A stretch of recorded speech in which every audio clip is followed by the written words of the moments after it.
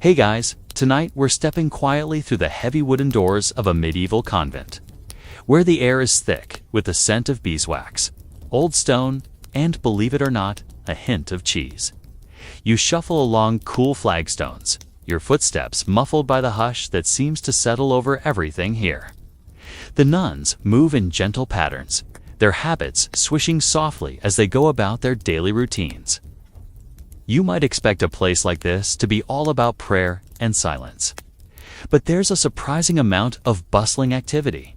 And, if you listen closely, the occasional giggle from behind a tapestry. You probably won't survive this if you're expecting a modern spa retreat. There's no Wi-Fi, no lattes, and the only playlist is the distant sound of Gregorian chant. But you do get something better. A front row seat to the secret world of medieval nuns and their cheese obsession. So, before you get comfortable, take a moment to like the video and subscribe, but only if you genuinely enjoy what I do here. And hey, let me know in the comments where you're listening from and what time it is for you. I love seeing how far this sleepy little community reaches. Now, dim the lights, maybe turn on a fan for that soft background hum, and let's ease into tonight's journey together. You find yourself in the convent's main courtyard, where the sun is just beginning to peek over the high stone walls. The nuns are already up, some tending to the herb garden, others bustling toward the dairy shed with empty pails swinging from their hands. You notice Sister Agnes, the abbess, giving you a knowing smile as she gestures for you to follow. She's got that look half serene, half I know you're new here and you're about to step in something. The convent is a world within a world. There are rules, of course lots of them. You are expected to keep quiet during certain hours, to help with chores, and to join in prayers. But there's also a sense of camaraderie, a gentle teasing that floats through the air like the scent of baking bread. You catch snippets of conversation. Did you see how much milk Bessie gave this morning? I think Sister Mary put too much sage in the cheese again. If I have to scrub one more churn, I'll take a vow of silence, for real. You're handed a rough linen apron and shown to the dairy, where the real magic happens. The nuns here are serious about their cheese. It's not just food, it's a way of life, a point of pride, and, as you'll soon learn, a source of endless debate. Some say the best cheese comes from the morning milk. Others swear by the evening batch. There are whispered rumors about a secret recipe passed down from abbess to abbess, and you can't help but wonder if you'll get to taste it. As you settle in, you notice the tools of the trade. Wooden buckets, heavy stone presses, and a collection of spoons that look like they've seen a few centuries of stirring. The air is cool and damp, with a faint temps that makes your nose twitch. You spot a wheel of cheese aging quietly in the corner, its rind mottled and mysterious. Sister Beatrice leans in and whispers, "That one's for the bishop. Don't even think about touching it." Historians still argue whether convents like this were the true innovators of medieval cheesemaking, or if they simply perfected what local farmers had started. What's clear is that these women took their craft seriously. Cheese wasn't just a treat, it was essential for survival, especially during the long fasting periods when meat and eggs were off the menu. You watch as the nuns move through their routines with practiced ease, each step a blend of tradition and necessity. There's a rhythm to it all, a quiet dance that's both soothing and strangely hypnotic. You find yourself relaxing, your worries melting away like butter on warm bread. And just when you think you've got the hang of things, Sister Jones sidles up with a sly grin and says, "Wait until you see what we do with the whey." You have a feeling you re-in for more surprises and maybe a few more cheesy jokes before the day is done. You're barely awake when the convent bell rings for morning prayers, but the nuns are already bustling with purpose. You shuffle along behind them, still rubbing sleep from your eyes, as they file into the chapel for a quick round of hymns and whispered Latin. The air is cool and smells faintly of beeswax and old parchment.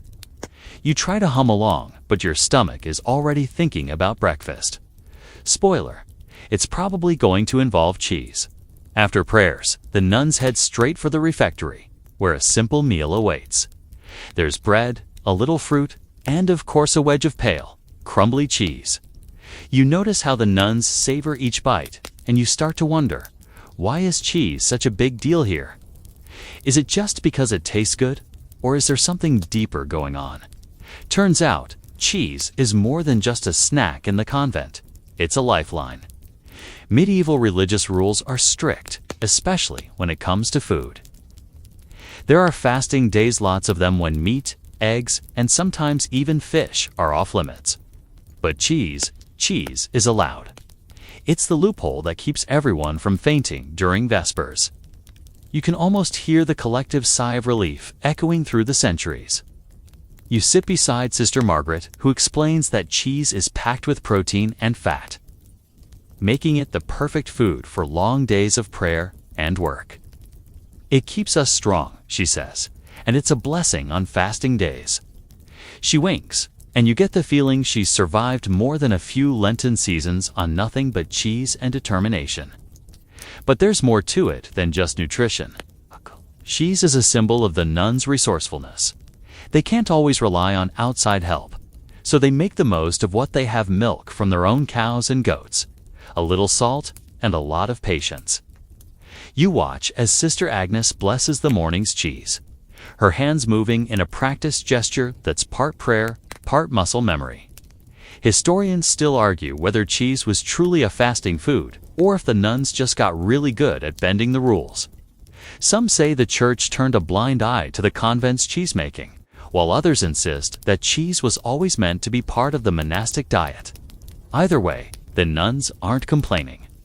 You notice a small chalkboard in the corner of the kitchen, listing the week's fasting days and the types of cheese allowed. There's fresh cheese for Mondays, aged cheese for Fridays, and something called herb cheese for special occasions. You ask Sister Joan about it, and she grins. That's our secret recipe. Maybe you'll get to try it if you're lucky. As you help clear the breakfast dishes, you realize that cheese isn't just food here, it's a way of life. It brings the nuns together, gives them something to look forward to, and helps them weather the long, hungry days of fasting. You can't help but admire their creativity. Who knew that a simple wheel of cheese could hold so much meaning? You follow the nuns outside, where the sun is finally warming the courtyard. Sister Beatrice is already heading toward the dairy shed, her arms full of empty pails. She calls over her shoulder, time to meet the herd. You glance at your hands, still smelling faintly of cheese, and wonder what other surprises the day will bring. Before you go, Sister Margaret leans in and whispers, "If you think cheese is just for eating, wait until you see what we do with it next." You get the feeling that in this convent, cheese is only the beginning of the story. You step out into the crisp morning air, following a winding path that leads behind the convent's main buildings. The sun is just starting to warm the dew on the grass, and you can hear the soft clucking of hens and the distant bray of a donkey. But today, your destination is the pasture, where the convent's prized dairy herd is waiting. Cows, goats, and, to your surprise, a couple of sheep with particularly judgmental stares. Sister Beatrice is already there, her habit tucked up and her boots muddy. She waves you over with a grin. "Meet the real stars of the convent," she says, patting a large brown cow who responds with a contented moo. You reach out to scratch the cow's forehead, and she leans into your hand, her eyes half closed in bliss. If only all introductions were this easy. The convent's herd is a mixed bunch. There are sturdy cows for the bulk of the milk, nimble goats for their rich, tangy contribution, and a few sheep who, according to Sister Joan, are mostly here for comic relief. They keep the grass short and the nuns humble, she jokes, as one of the sheep gives you a look that says, "Don't even think about it." You help with the morning chores, learning how to coax a goat onto a milking stand, and how to avoid the business end of a cow's tail. The nuns move with practiced efficiency, chatting quietly as they work. You notice that each animal has a name: Bessie, Matilda, Gertrude, and, inexplicably, Sir Fluffykins, the goat. Apparently, Medieval nuns had a sense of humor, too. As you fill a pail with fresh, warm milk, Sister Agnes explains that the convent's animals are more than just livestock, they're part of the family. The nuns care for them deeply, and there are even stories of nuns sneaking extra treats to their favorite cows. A happy cow makes better milk, Sister Agnes says, winking. And better milk makes better cheese.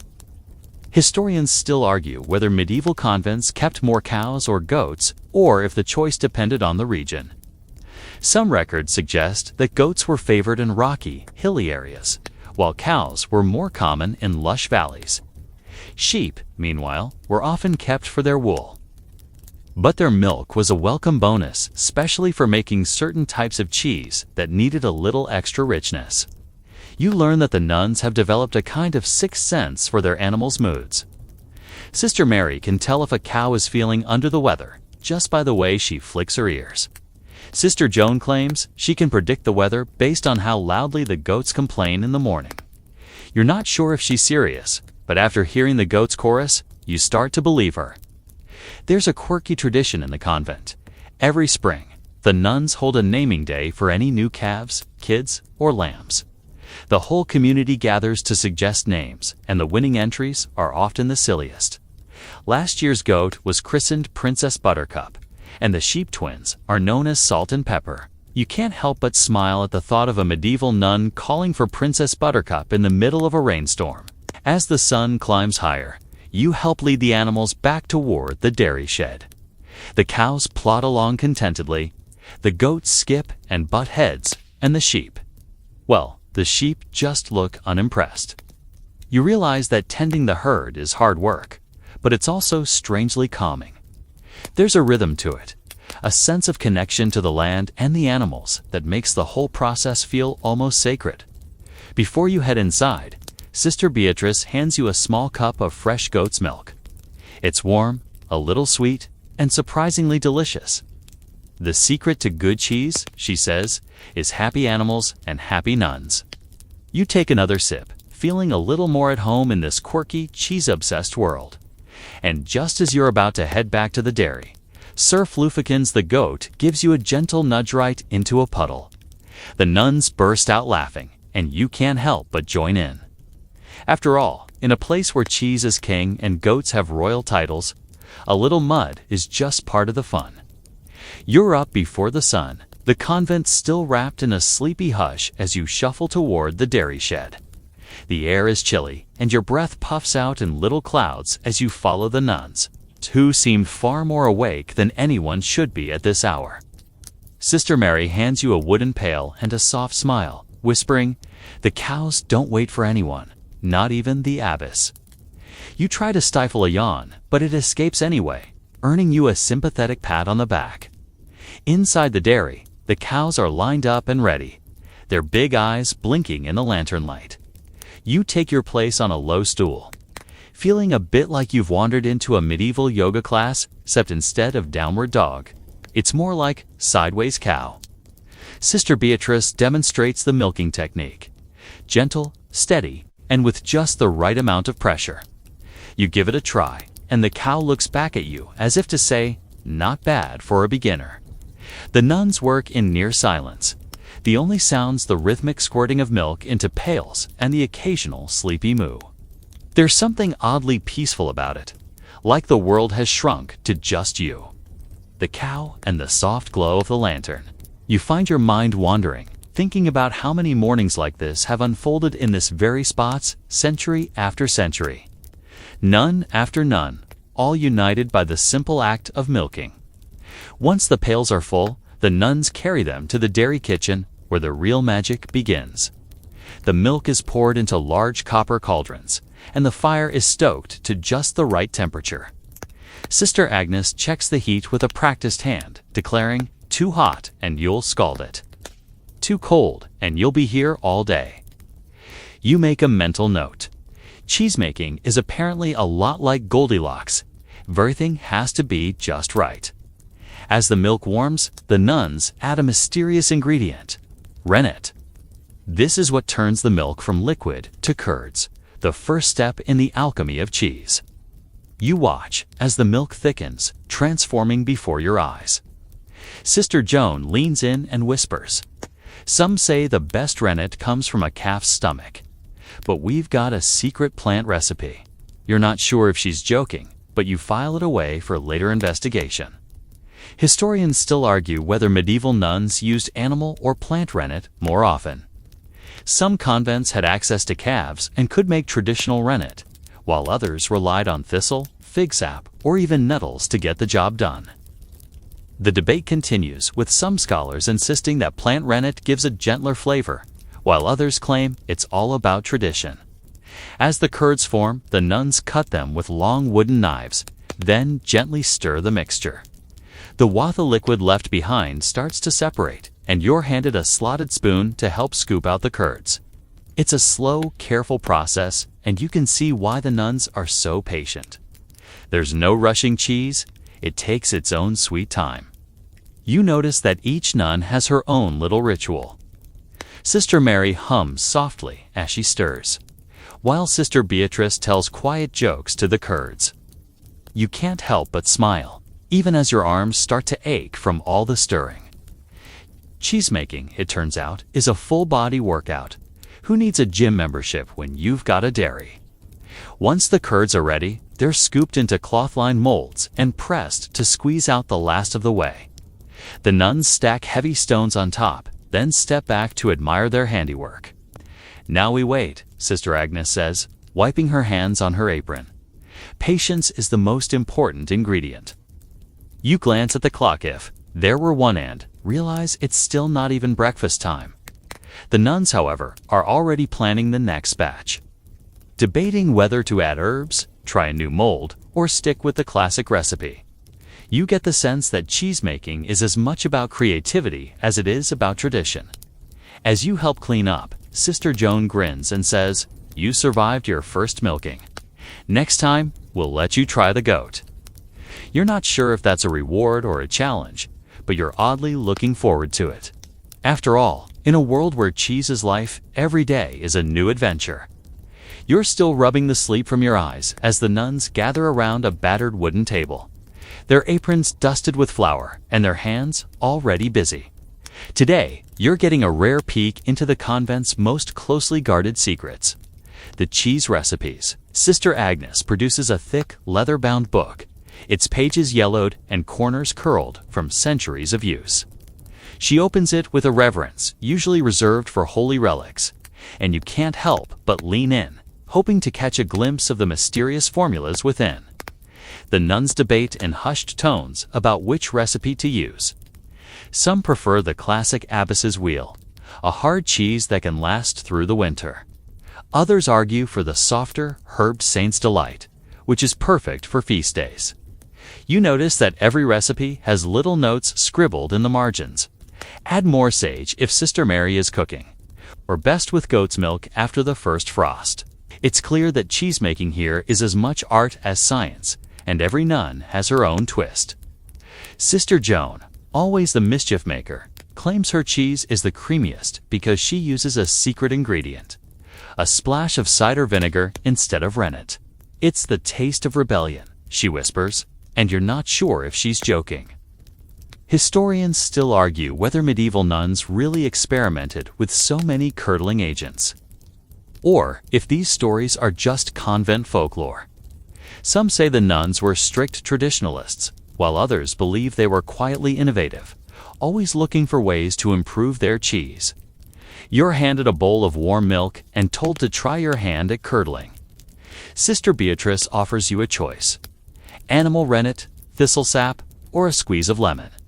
You pick the lemon, mostly because it's the least intimidating, and watch as the milk slowly thickens.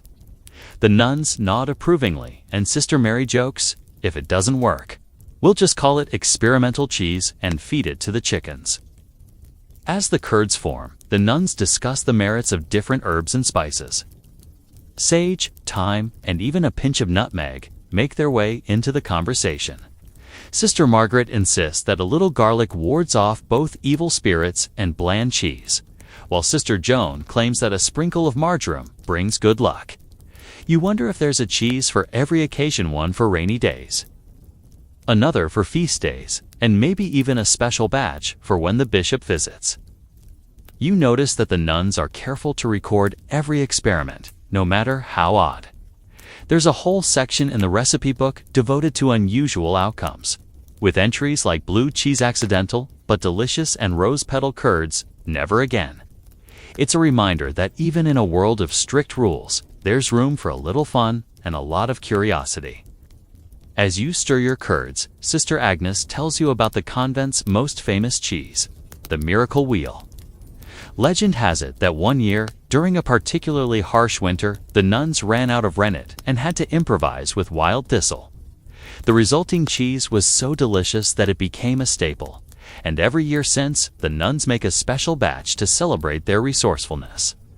Historians still debate whether the story is true or just a bit of convent myth-making, but the nuns don't seem to mind.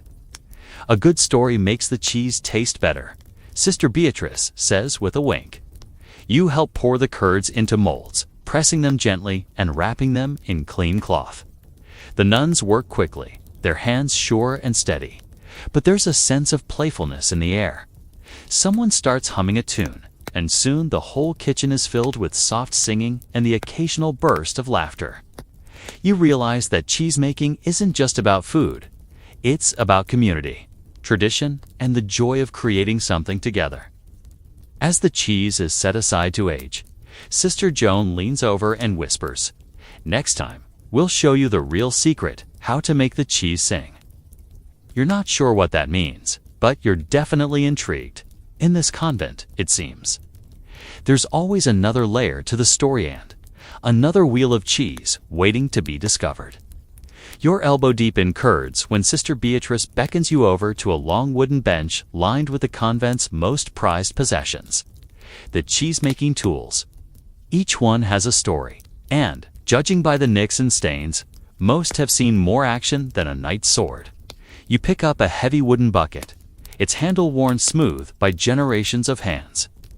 That one's older than Sister Agnes, Sister Joan jokes, and you're not sure if she's exaggerating. The nuns show you the cheese presses, massive, creaky contraptions made of oak and iron. They look like medieval torture devices. But their only victims are the curds, which get squeezed until every last drop of whey is gone.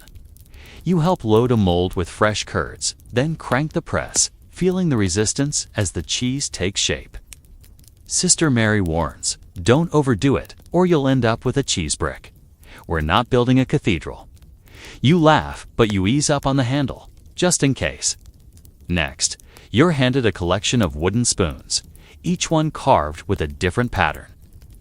Some are simple, others are so ornate you wonder if they're meant for stirring or for showing off at medieval dinner parties. Sister Margaret explains that every nun carves her own spoon when she joins the convent, and the spoons are passed down or displayed with pride. You spot one with a tiny mouse carved into the handle, apparently a nod to the time a mouse made off with a whole wedge of cheese during Vespers. Historians still argue whether these tools were unique to convents or if they were borrowed from local farmers.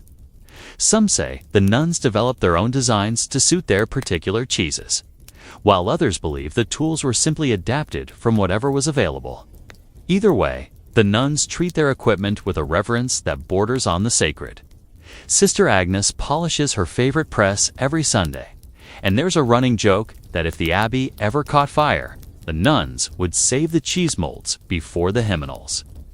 You help clean the tools after use, scrubbing the wooden spoons with salt and hot water.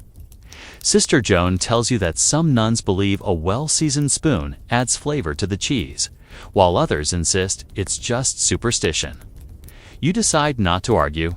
After all, who are you to question centuries of cheesy wisdom? There's a quirky tradition in the convent. Every year, the nuns hold a spoon parade, where each sister displays her spoon and tells its story. The winner gets to choose the herbs for the next batch of cheese. Last year, Sister Mary's spoon, carved with tiny cows and a suspiciously grumpy goat, took the prize. You wonder what kind of herbs she picked? Maybe something to keep the goats in line. You notice a small, battered scale in the corner used to weigh the finished cheeses. Sister Beatrice explains that the nuns keep careful records of every batch, noting the weight, flavor, and any unusual results. "We're not just making cheese," she says. "We're making history." You can't help but admire their dedication and their sense of humor. There's even a running tally of cheese mishaps, including the infamous blue cheese incident and the time someone accidentally made a cheese that squeaked when you bit into it. As you finish cleaning up, Sister Joan hands you a tiny carved butter knife. "For your first cheese," she says with a wink.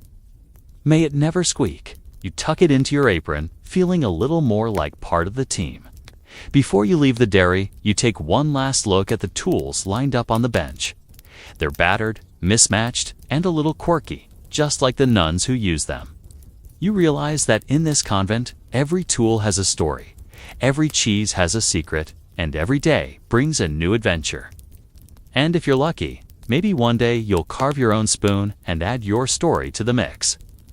You follow Sister Agnes down a narrow stone staircase, the air growing cooler and damper with every step. The walls are lined with moss, and your footsteps echo softly as you descend into the heart of the convent.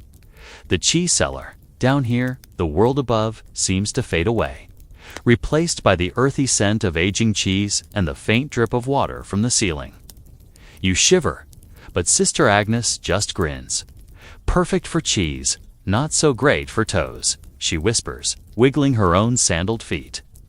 The cellar is a wonderland of wheels and rounds, each resting on wooden shelves that sag under their weight.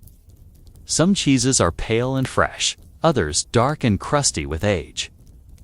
You spot a few with blue veins running through them, and Sister Beatrice assures you, that's not a mistake, it's a delicacy. You try not to look too skeptical, but you make a mental note to ask for a small slice if offered. The nuns move through the cellar with practiced ease, checking each cheese for ripeness.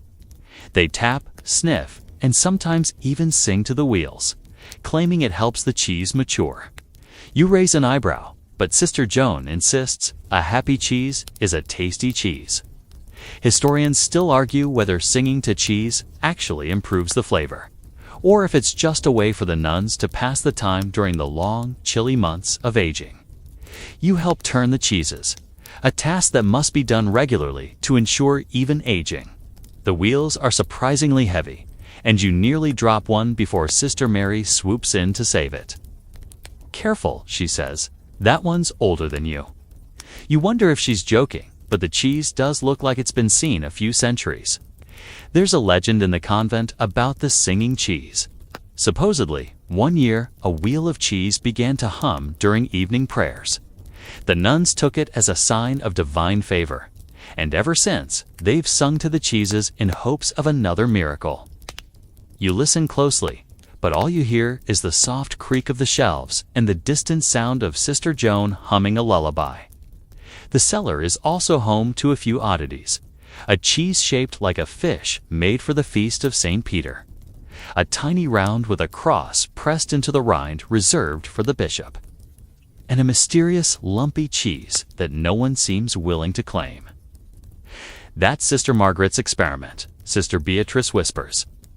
"We're still waiting to see if it's edible." You notice that the cheeses are marked with symbols, crosses, stars, and even tiny animals. Each mark tells a story. Who made the cheese, when it was started, and what special ingredients were used. It's like a secret code, passed down from nun to nun. You try to decipher a few, but Sister Agnes just laughs. You'll get the hang of it, or you'll invent your own. Historians still debate whether medieval cheese cellars were as organized as this one, or if the nuns were simply ahead of their time. Some say the careful record-keeping was unique to convents, while others believe it was common practice in monasteries and villages alike. Either way, the nuns take pride in their cellar, and you can see why. It's a treasure trove of history, flavor, and a little bit of mystery. As you climb back up the stairs, you take one last look at the rows of aging cheese, each wheel quietly waiting for its moment to shine. You can't help but feel a sense of awe, and maybe a little hunger. After all, in this convent, even the cheese has a story to tell. You emerge from the cool, shadowy cellar into the bright bustle of the convent's kitchen, where the nuns are already preparing baskets of cheese for the day's almsgiving. The air is filled with the scent of fresh bread and herbs, and you can hear the gentle clatter of pottery as Sister Mary arranges rounds of cheese with practiced care. Today isn't just about feeding the sisters, it's about sharing with the community beyond the convent walls. You help Sister Beatrice wrap small wheels in cloth, tying each with a bit of twine. She explains that giving cheese to the poor is a long-standing tradition here. It's not just charity, she says, it's a way to connect with our neighbors. The nuns believe that sharing their cheese brings blessings to both giver and receiver. And you can see the pride in their faces as they prepare the baskets. As you walk with the nuns through the village, you notice how the townsfolk greet them warmly. Children run up, hoping for a taste, and even the grumpy miller manages a smile when Sister Joan hands him a wedge of her famous herbed cheese. You realize that the convent's cheese is more than just food. It's a symbol of kindness, a bridge between the cloistered world of the nuns and the everyday struggles of the villagers. Historians still argue whether convents were truly the heart of medieval charity, or if their generosity was sometimes exaggerated in the records. Some say the nuns gave freely, while others suggest that almsgiving was as much about reputation as it was about compassion. Whatever the truth, you can't deny the joy on the faces of those who receive the nuns' cheese. You help deliver cheese to the village infirmary, where Sister Margaret explains that the soft, fresh cheese is especially good for the sick and elderly. It's easy to eat, and it gives them strength, she says, tucking a wedge into a grateful old woman's hand. You notice that the nuns never rush these visits. They take time to chat, offer prayers, and share a laugh or two. Sister Joan even tells a joke about a cheese that was so holy it floated away during a flood. The old woman cackles, and you can't help but join in. There's a quirky tradition in the village. Every spring, the townsfolk gather for the cheese blessing, where the nuns distribute their first batch of the season. The villagers bring baskets of flowers and sing songs, and the nuns bless the cheese with holy water. It's a celebration of community, faith, and the simple joy of good food. You're invited to join in, and you find yourself swaying to the music. A wedge of cheese in one hand and a garland of daisies in the other.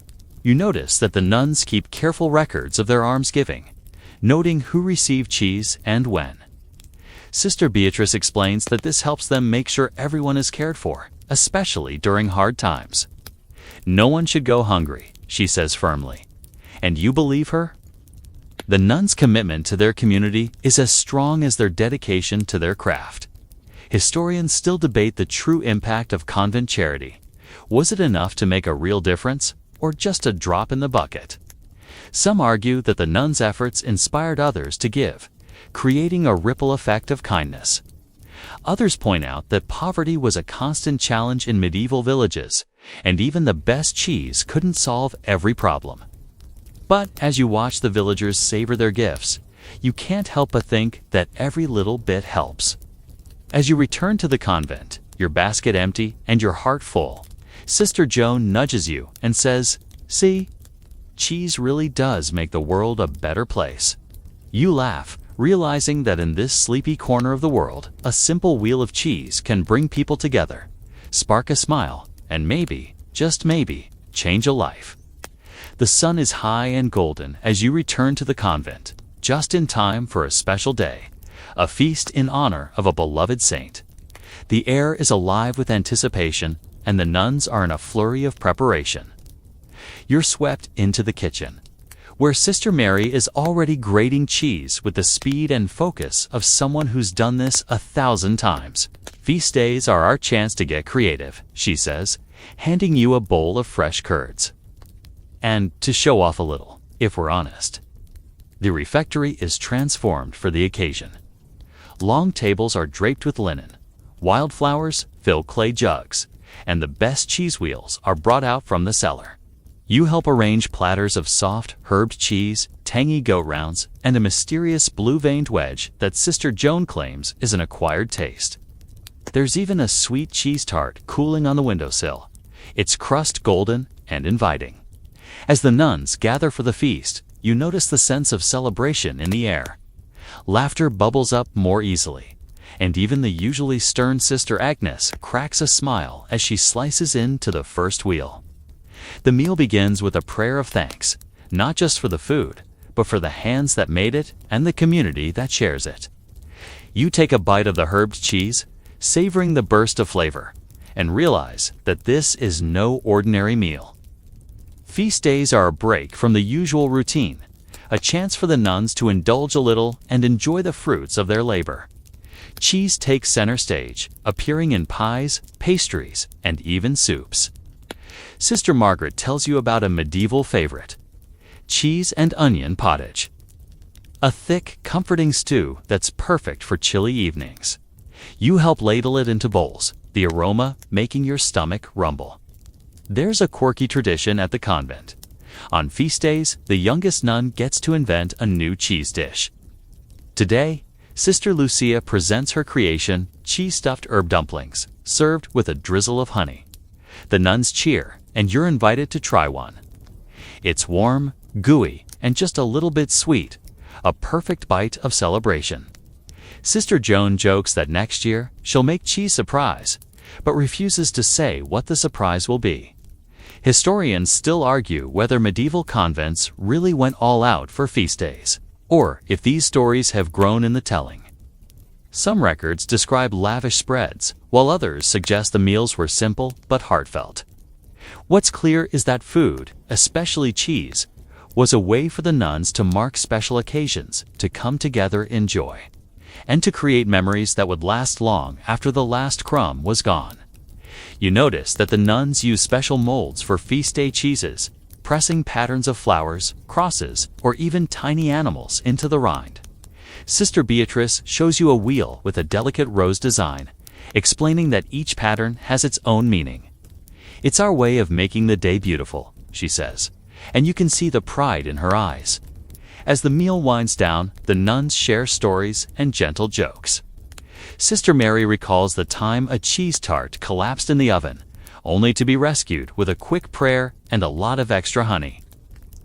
Sister Joan tells a tale of a feast day when the goats escaped and joined the celebration, eating half the decorations before anyone noticed. You laugh along, feeling more and more like part of the family. Before the day ends, the nuns gather in the garden for evening prayers, their voices rising in harmony as the sun sets behind the convent walls. You sit quietly, the taste of cheese still lingering on your tongue, and think about how these simple celebrations bring so much warmth and connection to life here. As you head to bed, Sister Lucia slips you a leftover dumpling and whispers, "For sweet dreams." You smile, knowing that in this convent, every feast day is a reminder that joy can be found in the simplest things: a shared meal, a new recipe, and, of course, a little extra cheese. You wake to the gentle clatter of wooden bowls and the soft hum of nuns preparing the infirmary for another day. Today, you're invited to see a different side of convent life, where cheese isn't just food, but medicine. Sister Margaret greets you at the door, her arms full of linen and her smile reassuring. "Come see how we heal with cheese," she says, and you follow her into the sunlit room, curious and just a little skeptical. The infirmary is simple but tidy, with beds lined up beneath windows that let in the morning breeze. On a side table, you spot a collection of cheeses, soft, fresh rounds, crumbly aged wedges, and even a blue-veined variety that looks suspiciously like the one from last night's feast. Sister Beatrice is already at work, slicing thin pieces and arranging them on wooden trays. "Cheese is good for the body and the soul," she says, handing you a tray to deliver. You learn that in the medieval world, cheese was believed to have healing properties. The nuns use it to nourish the sick, soothe sore throats, and even dress wounds. Sister Mary explains that soft cheese, mixed with herbs like sage and thyme, makes a gentle poultice for aches and pains. It draws out the bad humors, she says, dabbing a bit on a scrape. You try not to giggle at the idea of cheese as a bandage. But the patient, a young novice with a skinned knee, grins, and declares it the tastiest medicine ever. Historians still argue whether cheese was truly effective as a medieval remedy, or if it was simply the best option available. Some records praise its healing powers, while others warn that too much cheese could cause melancholy of the stomach. You decide not to mention that last part to Sister Beatrice, who's currently feeding a patient a generous slice of herbed cheese with a wink. There's a quirky tradition in the infirmary. Whenever a patient recovers, the nuns bake a special cheese tart to celebrate. Sister Joan claims her tarts have cured more headaches than any herbal tea. And you're inclined to believe her after tasting one. The tart is warm, creamy, and just sweet enough to make you forget you're supposed to be resting. You help prepare a batch of healing cheese, mixing fresh curds with honey and a pinch of ground ginger. Sister Margaret explains that this recipe is reserved for the weakest patients, as it's easy to digest and full of energy. You watch as she stirs the mixture, her hands steady and sure. It's not just the cheese, she says softly. It's the care that goes into making it.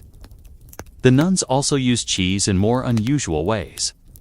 Sister Mary shows you a jar of cheese mold, which she claims can help fight infections. It's a bit smelly, but it works, she says, wrinkling her nose. You're reminded of the blue cheese from the cellar and wonder if there's a connection. Historians still debate whether medieval nuns understood the science behind mold and healing, or if they simply noticed that some cheeses seem to help more than others. You notice that the nuns keep careful records of every patient, noting which cheeses were used and how well they worked. There's even a chart on the wall, decorated with tiny drawings of cheese wheels and herbs. Sister Beatrice explains that this helps them learn and improve, passing down their knowledge to future generations. As the day goes on, you see the gentle way the nuns care for their patients, offering comfort, sharing stories, and always bringing a little cheese. You realize that in this convent, healing is as much about kindness and community as it is about medicine. The cheese is just the beginning. Before you leave, Sister Joan hands you a slice of her famous tart and says, "For what ails you, body or heart?" You take a bite, feeling the warmth spread through you, and think that maybe, just maybe, there's a little magic in the nun's cheese after all. You're barely finished with your slice of cheese tart when Sister Agnes waves you over to the convent's small office, where the business of cheese takes on a whole new flavor. Here, the nuns keep ledgers and lists, tallying up wheels, wedges, and the occasional missing round. Today, you're about to discover that cheese isn't just a source of nourishment or healing. It's also a surprisingly big deal in the medieval economy. The convent's cheese is famous in the region, and word has spread far beyond the village. Merchants arrive at the gates, hoping to buy a wheel or two for the local market. Sister Beatrice, who handles the negotiations, is a master of polite haggling. If you want the good stuff, you'll have to bring better apples next time. She teases a red-faced trader who promises to return with a whole basket. You help weigh and wrap the cheeses, learning that each type has its own value. The hard-aged wheels fetch the highest price, while the soft, fresh rounds are popular with local families. There's even a special bishop's cheese reserved for the church's higher-ups. Though Sister Joan claims the nuns keep the best batch for themselves. You can't blame them. After all, who could resist a little taste test? Historians still argue whether convents like this one were economic powerhouses or just small players in the grand scheme of medieval trade. Some records suggest that nuns controlled significant resources, while others believe their influence was limited to local markets. What's certain is that cheese gave the convent a steady income, helping to fund repairs, buy books, and support the poor. Of course, where there's money, there are also taxes. The local lord expects his share, and the nuns keep careful records to make sure they pay just enough, not a crumb more. Sister Mary jokes that the tax collector has never left without a wedge of cheese in his pocket. And you suspect she's not far from the truth. There are rumors, too, of cheese smuggling, nuns sneaking extra wheels to friends, or hiding them in the hayloft to avoid extra fees. Sister Joan winks and says, If you can't find the cheese, you can't tax it. You're not sure if she's serious, but you notice she's very good at looking innocent. There's a quirky tradition in the convent. Every year, the nuns hold a cheese market day, inviting villagers and merchants to sample their wares. The courtyard fills with laughter, music, and the irresistible aroma of melting cheese. Sister Beatrice presides over the tasting table, offering slivers of everything from sharp, crumbly cheddar to creamy herbed rounds. The villagers vote for their favorite, and the winning cheese gets a place of honor in the next feast.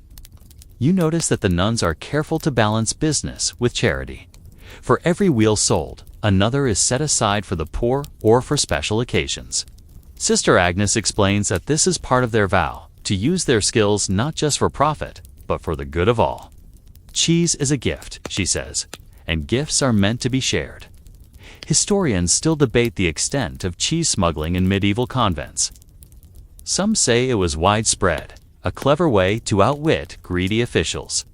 Others believe it's just a story, passed down to add a little spice to the nuns' reputation. Either way, you can't help but admire their resourcefulness and their sense of fun. As the day winds down, you help count the coins and tidy the ledgers. Sister Joan slips you a tiny wedge of market cheese and says, "For your hard work, just don't tell the taxman." You laugh, tucking it into your pocket, and realize that in this convent, cheese is more than just food or medicine. It's a way of life, a source of pride, and, sometimes, a very clever hiding place. You're just finishing up the last of the market cheese when a ripple of excitement sweeps through the convent. Sister Mary leans in, eyes twinkling, and whispers, "The monks are coming." You soon learn that the nearby monastery is famous for its own cheese. And today is the annual Friendly Cheese Contest, a tradition that's equal parts culinary competition and gentle rivalry. The nuns spring into action, polishing their best wheels and preparing tasting platters. You help arrange the cheeses on wooden boards, each labeled with a hand-painted sign: Saint's Delight, Abbess's Wheel, and the ever-mysterious Miracle Wheel. Sister Joan insists on adding a sprig of fresh thyme to her entry, claiming it's the secret to victory. The monks never see it coming, she says with a wink. Soon, the monastery's delegation arrives, led by Brother Thomas, who carries a basket of their own creations. The monk's cheese is famous for its creamy texture and subtle flavor, and you can sense the friendly tension as both sides size up the competition. The courtyard fills with laughter, the clink of mugs, and the unmistakable aroma of cheese. Sharp, earthy, and just a little bit funky. The contest begins with a blind tasting. You're invited to join the panel, and you do your best to look serious as you sample each offering. The nuns' cheeses are bold and herby, while the monks are smooth and mellow. There's a lot of playful banter. Sister Beatrice teases Brother Thomas about last year's runny disaster, and he retorts that the nuns' blue cheese could wake the dead. You nearly snort with laughter, but manage to keep a straight face. Historians still argue whether these cheese contests were common in medieval times, or if they're just a product of local legend. Some say the rivalries were fierce, with secret recipes and even the occasional prank. Others believe the contests were more about community and fun than actual competition. Whatever the truth, you can see that both sides take their cheese seriously, but not themselves. There's a quirky tradition at the contest. The losing team must perform a silly song or dance. Last year, the monks lost and had to sing a ballad about a lovesick goat. This year, the nuns are determined to keep their winning streak. Sister Joan whispers, "I've been practicing my victory jig, just in case." You hope you get to see it. The judging is close, but in the end, the nuns' miracle wheel edges out the monks' heavenly cream. The courtyard erupts in cheers, and the monks good-naturedly accept their defeat. True to tradition, they perform a clumsy but heartfelt dance, much to everyone's delight. Sister Beatrice leads the applause, and you can't help but join in, your sides aching from laughter. After the contest, everyone sits down to a shared meal. The nuns and monks swap stories, recipes, and the occasional gentle jab. You realize that the rivalry is just an excuse to come together, to celebrate their shared love of cheese and the joy of community. Sister Mary leans over and says, "It's not about winning, it's about making memories. And maybe, just maybe, about having bragging rights until next year." Historians still debate which monastery or convent made the best cheese and whether these contests ever got out of hand. Some tales speak of sabotaged curds and swapped labels. But most agree that the real prize was friendship and maybe a few extra wheels of cheese to take home. As the sun sets, the monks say their goodbyes, promising to return the favor next year. The nuns gather up the leftover cheese, already planning new recipes and strategies. Sister Joan grins at you and says, "Next year, you're on our team." You nod, feeling like you've truly become part of the convent's cheesy, cheerful world. The convent is quiet again after the excitement of the cheese contest, and you find yourself drawn to a small alcove near the library, where Sister Lucia is hunched over a battered leather diary. She looks up and smiles, motioning for you to join her. Every nun keeps a diary, she explains, but this one belonged to Sister Heloise, who lived here more than 100 years ago. She opens the book, its pages filled with looping script, tiny sketches of cows, and of course, plenty of cheese stains. You settle in beside her, and together you begin to read. The diary is a window into daily convent life, full of joys, frustrations, and the kind of confessions you'd never expect from a medieval nun. Sister Heloise writes about her first disastrous attempt at cheesemaking, when she forgot to add salt and ended up with a wheel so bland that even the mice turned up their noses. "I buried it in the garden," she admits, "and prayed the herbs would forgive me." There are stories of triumph, too. One entry describes the day Sister Heloise finally perfected her herbed cheese, using wild garlic and a pinch of marjoram. She writes about the pride she felt when the abbess declared it fit for a feast, and the secret thrill of sneaking an extra slice after evening prayers. You can almost taste her excitement, and you realize that some things, like the joy of a job well done, never change. The diary is full of quirky details. A recipe for midnight cheese meant to be eaten in secret, a sketch of a goat wearing a crown, labeled Queen Matilda, and a list of cheese-related dreams.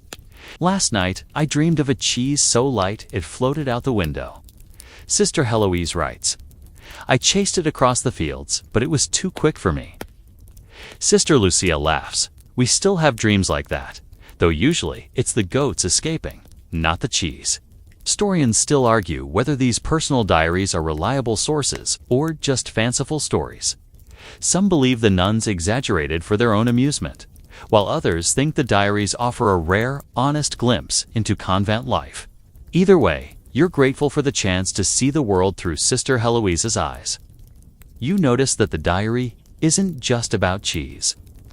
There are entries about friendships, moments of doubt, and the comfort found in daily rituals.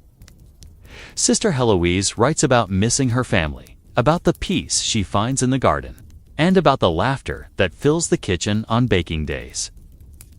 She confesses to sneaking extra herbs into the cheese for luck, and to hiding a wedge in her habit during Lent. "A nun must have her secrets," she writes, and you can't help but smile. There's a quirky tradition in the convent. Every new sister adds a page to the diary, sharing her own cheese story or recipe. Sister Lucia shows you her entry, a tale of the time she accidentally made a cheese so spicy that the entire convent drank all the well water in one afternoon. "It was a memorable day," she says, grinning. You realize that these diaries are more than just records. They're a way for the nuns to connect across generations, to share their struggles and successes, and to remind each other that, even in the quietest corners of the convent, there's always room for a little mischief and a lot of cheese. As you close the diary, Sister Lucia hands you a blank page and a quill. "Your turn," she says. You hesitate, then write about your first day in the dairy. The laughter, the learning, and the taste of fresh cheese still warm from the press. You sign your name, feeling a sense of belonging you never expected. Sister Lucia tucks the diary back onto the shelf, and you both sit in companionable silence, the scent of parchment and cheese lingering in the air. In this convent, every story matters, especially the cheesy ones. You wander out into the garden as dusk settles, the sky painted in soft purples and golds. The nuns are gathered in a circle, their voices low as they share stories passed down through generations. Tales where cheese isn't just food, but the star of miracles and legends. Sister Beatrice waves you over, patting the grass beside her. "You haven't really lived here until you've heard the cheese stories," she says, her eyes twinkling in the fading light. The first tale is about Saint Bridget, who, according to legend, once turned a single wheel of cheese into enough to feed an entire village. The nuns listen with rapt attention, some nodding, others smiling at the familiar story. Sister Joan adds, "And they say the cheese was so delicious, even the angels asked for seconds." You can't help but wonder if the angels preferred a sharp cheddar or something a bit milder. Next comes the story of the weeping cheese. Long ago, a nun named Sister Matilda was so devoted to her prayers that she forgot her cheese in the press. When she returned, she found it oozing tears of whey.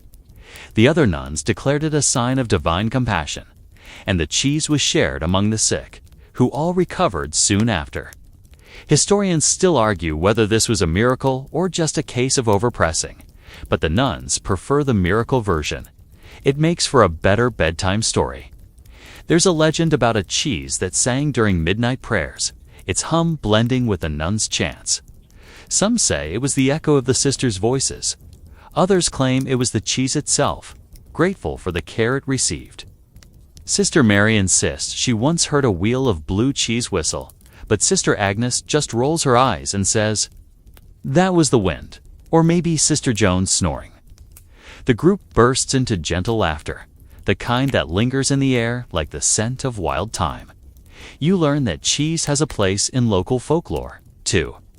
Villagers tell of a cheese moon that rises once a year, blessing the convent's herd with extra milk.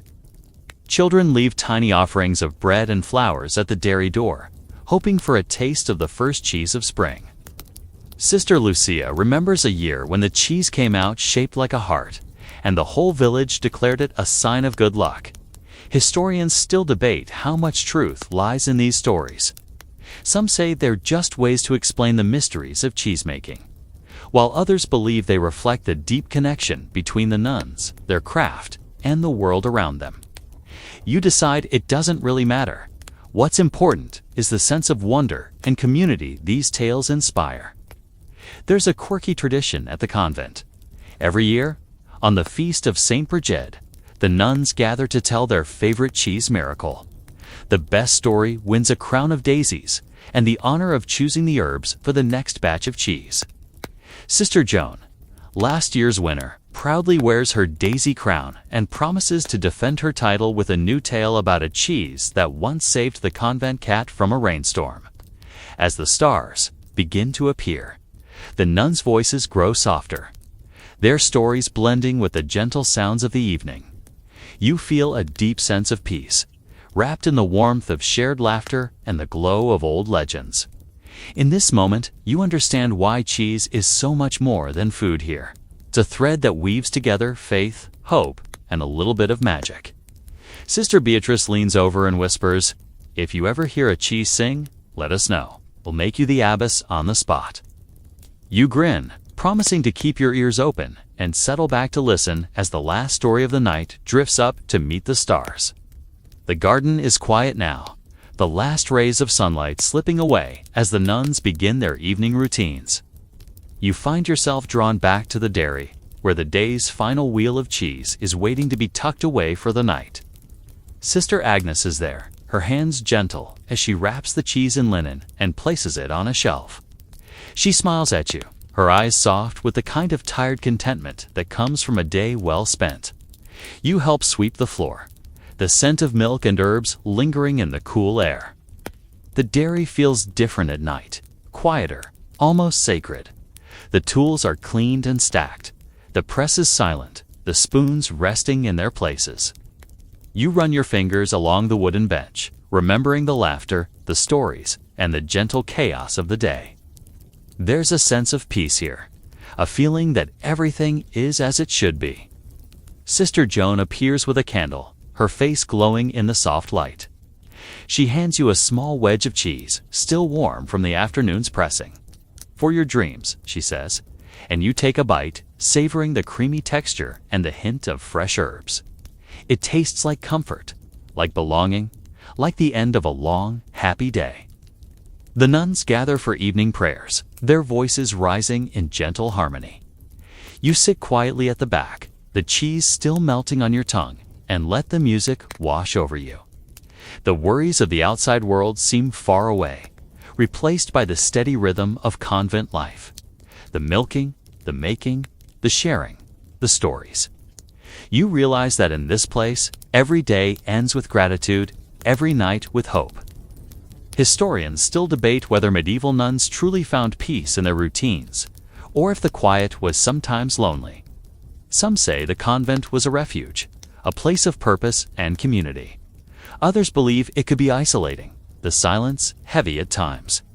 But as you sit here, surrounded by the soft glow of candlelight and the warmth of shared voices, you feel only calm, a gentle certainty that you are exactly where you're meant to be. There's a quirky tradition at the convent. Before bed, each nun offers a silent wish for the next day's cheese. Some wish for a perfect curd, others for a little extra cream, and a few for a cheese that won't mysteriously disappear before breakfast. Sister Beatrice winks at you, her hands folded in her lap, and you make your own wish. One for sweet dreams, and another for just a little more time in this peaceful world. As the prayers end, the nuns file out quietly, their footsteps soft on the stone floor. You linger for a moment, watching the last candle flicker and fade. The dairy is still, the cheese resting, the night deep and gentle. You take a deep breath, letting the calm settle over you, and make your way to your small room, the taste of cheese and the echo of laughter carrying you along. Wind down now, as you settle into your own bed. Let the gentle rhythm of the convent lull you toward sleep. Imagine the cool stone walls, the soft rustle of linen, and the distant sound of nuns singing their final hymn. The world outside grows quiet, the worries of the day fading like the last notes of a lullaby. You feel the weight of the blankets, the softness of your pillow, and the steady comfort of a place where every day ends with gratitude, and every night begins with hope. Let your mind drift back to the cheese cellar, cool and dark, where wheels of cheese rest in perfect stillness. Picture the garden at dusk, the scent of wild herbs on the breeze, and the gentle laughter of friends sharing stories under the stars. Each memory is a thread, weaving a blanket of calm around you, soft and warm. Breathe in slowly, feeling the peace of the convent settle over you. With every breath, let go of tension, letting your thoughts grow softer, your body heavier, your heart lighter. The nuns' gentle routines, their kindness, and their quiet joy become your own, wrapping you in a sense of belonging and ease. As you close your eyes, imagine the taste of fresh cheese, the sound of distant singing, and the promise of another peaceful day to come. You are safe, you are cared for, and you are ready for rest. Let sleep come gently, like the closing of a well-loved book, and know that in this quiet world, you are always welcome.